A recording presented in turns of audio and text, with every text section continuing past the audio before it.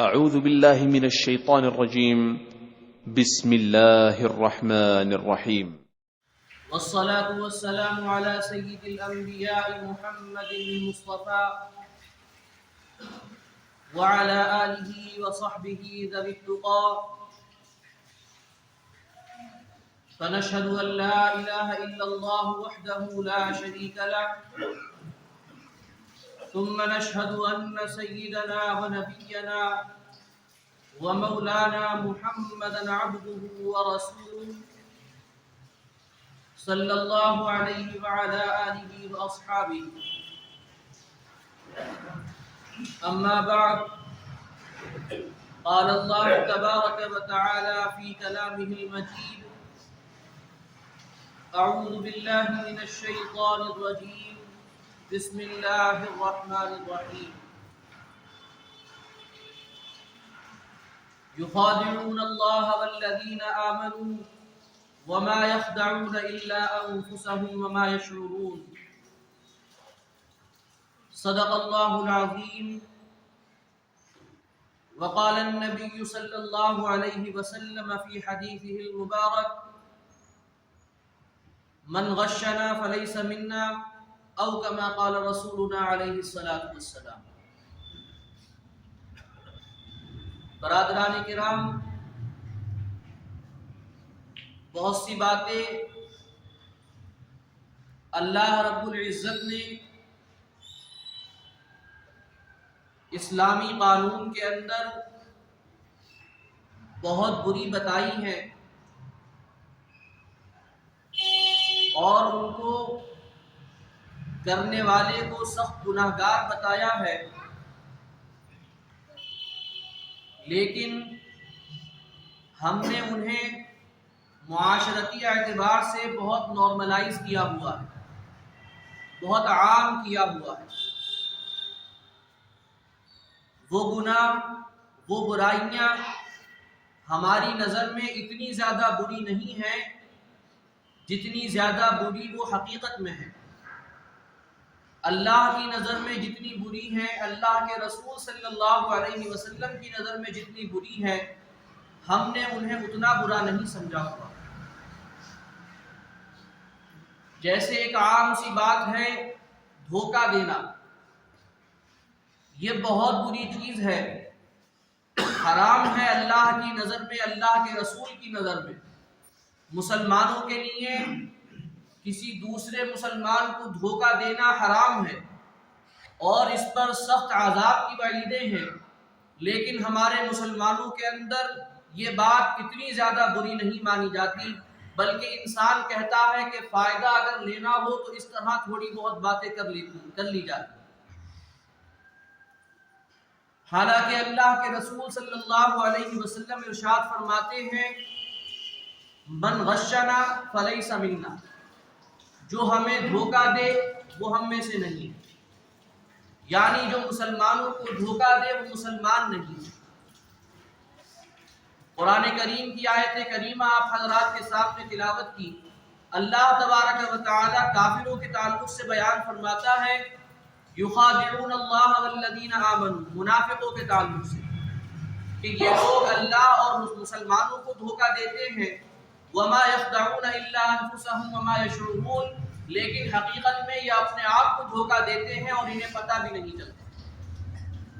منافقوں کا طریقہ یہ تھا کہ وہ اسلام کو زبان سے تو ظاہر کرتے تھے کہ وہ مسلمان ہیں، لیکن دل میں ان کے اسلام نہیں ہوتا تھا، ایمان نہیں ہوتا تھا۔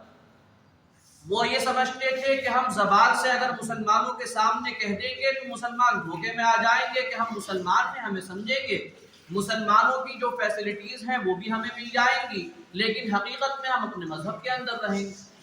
تو اللہ نے فرمایا کہ یہ دھوکہ مسلمانوں کے ساتھ نہیں ہے بلکہ خود تمہارا اپنے ساتھ دھوکہ ہے، کہ جب تم آخرت میں ہمارے سامنے آؤ گے اور تمہیں یہ پتہ چلے گا کہ حقیقت میں اسلام کو ماننے والے بچیں گے، ایمان کو ماننے والے بچیں گے، تو تم یہ کہو گے کہ کاش ہم نے زبان کی بجائے دل سے بھی ایمان کو مان لیا ہوتا تو آج ہم بھی بچ جاتے، آج ہم بھی جنت میں داخل ہو جاتے، لیکن وہ بات تب نہیں مانی جائے۔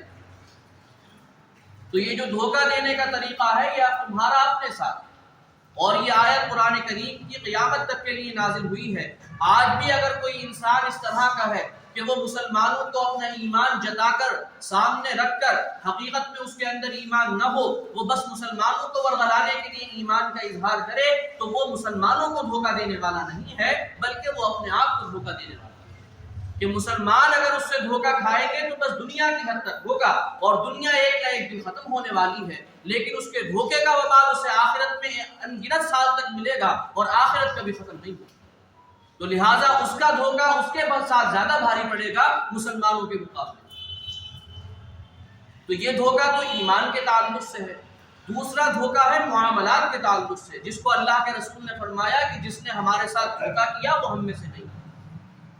اب کاروباری معاملات ہوتے تو اللہ تبارک و تعالی نے اس وقت کے تعلق سے احکام نازل فرمائے کہ جو بھی اس وقت کاروبار ہوا کرتے تھے لیکن وہ آج کے ساتھ بھی نافذ ہیں۔ اللہ کے رسول صلی اللہ علیہ وسلم ایک دکان کے پاس سے گزرے، غلے کی دکان تھی، گیہوں وغیرہ وہ بیچ رہے تھے۔ اللہ کے رسول نے وہ پہلے طریقہ یہ تھا کہ وہ ڈھیر لگا کر بیچا کرتے تھے چیزوں کو، آج بھی یہ طریقہ ہے، غالباً کٹوں کے اندر بھر لیا جاتا ہے اس کے بعد وہ بیچتے۔ پہلے کٹوں پہ نہیں ہوتا تھا بلکہ زمین پر ڈھیر لگا ہوتا تھا اور اس کو بیچا جاتا تھا۔ گاؤں دیہات میں اب بھی یہ طریقہ۔ تو اللہ کے رسول صلی اللہ علیہ وسلم نے چلتے چلتے اس کے اندر ہاتھ ڈالا، اس ڈھیر کے اندر۔ طریقہ یہ ہوتا ہے کہ سوکھا گیہوں زیادہ مناسب ہے گیلے گیہوں کے مقابلے میں، پھر گیلا جو ہے وہ وزندار بھی ہو جاتا ہے اس کے پانی کی وجہ سے، لہٰذا اس کی قیمت کم ہو جاتی ہے۔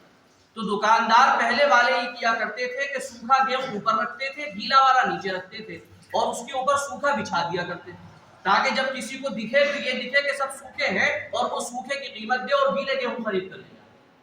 جیسے آج بھی یہ ہوتا ہے نا کہ اگر کوئی دکاندار ہے تو جو فالٹ مال ہوتا ہے وہ اس کو نیچے رکھتا ہے اور جو اچھی قیمت کی چیزیں ہوتی ہیں، اچھے آئٹم ہوتے ہیں، ان کو اوپر رکھتا ہے تاکہ جب انسان ایک ساتھ خریدے تو سب کچھ خرید لے اوپر والا دیکھنے کے بعد کہ بھائی یہ بالکل صحیح ہوگا تو نیچے والا بھی صحیح ہوگا۔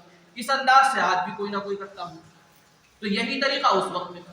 اللہ کے رسول صلی اللہ علیہ وسلم نے اس کے اندر ہاتھ ڈالا ڈھیر کے اندر، تو آپ کے ہاتھ پہ پانی محسوس ہوا، گیلا محسوس ہوا۔ آپ نے ہاتھ نکالا اور فرمایا یہ کیا ہے؟ تو کہا کہ اللہ کے رسول بارش ہو گئی اس وجہ سے اندر کا گیلا رہ گیا ہوگا، اوپر صاف تھا۔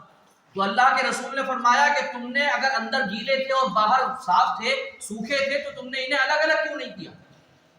اور خبردار ہو جاؤ، یاد رکھو جو ہمیں دھوکہ دے وہ ہم میں سے نہیں ہے، دھوکہ دینے والا جنت میں داخل نہیں ہوگا۔ 3 لوگوں کے بارے میں اللہ کے رسول نے فرمایا، ایک وہ انسان کہ جو احسان کر کے جتلاتا ہو کہ بھائی ہم نے تمہارے ساتھ احسان کر دیا تھا، بار بار یاد دلا رہا ہے، بار بار یاد دلا رہا ہے، احسان کر کے جتلا رہا ہے۔ دوسرا وہ دھوکے باز جو مسلمانوں کو دھوکہ دیتا ہے، اللہ کے رسول نے فرمایا وہ جنت میں داخل نہیں۔ لہذا ہمیں اور آپ کو اپنے درمیان کے یہ معاملات ذرا ہلکے کرنا چاہیے۔ دھوکے کی تعریف صاف صاف الفاظ میں صاف یہ ہے کہ دھوکہ اصل چیز کو چھپا کر، اصل بات کو چھپا کر دوسری بات کسی اور کے سامنے بیان کرنا، یہ دھوکہ۔ دوسری بات نہ بھی بیان کریں، بس اصل کو چھپا لیں، یہ بھی دھوکہ ہے۔ مثلا کسی انسان نے کوئی کپڑا بیچا، اب اس کے اندر کوئی فالٹ ہے، وہ پھٹا ہوا ہے کہیں سے یا کہیں سے ادھڑا ہوا ہے۔ اب بیچنے والے نے بیچتے ہوئے یہ نہیں بتایا کہ یہ خراب ہے، یہ نہیں بتایا کہ یہ خراب ہے، نہ اس نے یہ کہا کہ یہ اچھا ہے، مطلب چھپا کر دوسری بات نہیں بتائی ہے، یہ نہیں کہا کہ اچھا ہے، بس یہ نہیں بتایا کہ یہ خراب ہے، تو یہ بھی دھوکہ۔ اور اگر اس کو بیچنے کے بعد جو پیسہ حاصل ہوگا وہ حرام کا ہوگا، چاہے حلال کپڑا بیچا لیکن حرام ہو جائے گا، کیونکہ مسلمان کو دھوکہ دیا اور دھوکہ دینا حرام۔ اللہ تبارک و تعالی ہمیں یہ باتیں سمجھنے کی توفیق عطا فرمائے۔ دھوکہ ہے، مکاری ہے، فریب ہے، یہ بہت زیادہ ہم نے اپنے درمیان عام کیے ہوئے ہیں، اسی وجہ سے ہمارے ذہن بھی پریشان رہتے ہیں اور دنیا بھی پریشان رہتی ہے۔ اللہ تبارک و تعالی ہمارے معاملات کو بہتر فرمائے۔ ایک حدیث مبارک اور ہے، وہ بھی سن لیں۔ اللہ کے رسول صلی اللہ علیہ وسلم نے ارشاد فرمایا کہ مومن جو ہے وہ دنیاوی معاملات کے اندر بہت بھولا بھالا ہوتا ہے، اسے کوئی بھی دھوکہ دے کے نکل جاتا ہے۔ جو ہوتا ہے نا کہ انسان کیا سمجھتا ہے، ارے بھائی تو سیدھے آدمی ہے، ان کو تو کچھ بھی بیچ دو، کچھ بھی چپکا، کچھ بھی بتا دو۔ تو آدمی کیا کہتا ہے، سامنے والا دھوکہ دے بھی لیتا ہے اس طرح سے۔ تو یہ اس کی بے وقوفی نہیں ہے بلکہ اس کی مومنانہ صفت ہے مومن دنیاوی معاملات میں اس طرح کا ہوتا ہے کہ وہ بھولا بھالا ہے، اسے کوئی بھی بیوقوف بنا سکتا ہے. اور جو منافق ہوتا ہے وہ اللہ کے رسول نے فرمایا دنیاوی معاملات میں بہت تیز ہوتا ہے، اس کو کوئی دھوکہ نہیں دے سکتا آسانی کے ساتھ، اس کے ساتھ کوئی فراڈ نہیں کر سکتا آسانی کے ساتھ. یہ منافقانہ صفت ہے. ہاں یہ نہیں کہ ہر وہ ایک جو بھی اس طرح کی باتیں کرتا ہو وہ منافق ہوتا چلے، لیکن ایک عام سی بات اللہ کے رسول نے بیان فرمائی کہ یہ منافقانہ صفت ہے کہ دنیاوی معاملات میں بہت تیز ہے اور دینی معاملات میں کچھ بھی نہیں. دنیاوی معاملات تو ایسے ہیں کہ تمام ایران توران کی انہیں پتہ ہے، اور دینی معاملات یہ ہے کہ نماز بھی یاد نہیں. تو ایسا آدمی تو منافقانہ صفت کا حامل ہے، لیکن جس کی اپنی نمازیں بھی درست ہیں، دینی معاملات بھی درست ہیں اور دنیاوی معاملات بھی صحیح ہیں، تو اس کا منافقانہ والا معاملہ یہ نہیں ہو سکتا. اللہ تبارک و تعالیٰ سے دعا ہے کہ وہ اس طرح کی باتوں کو ہمیں اپنے بارے میں جاننے کی اور ان کو اپنے عمل میں لانے کی توفیق عطا فرمائے. وفقنا اللہ و ایاکم للسلوک علی الصراط المستقیم انہ تعالی جواد کریم مجید.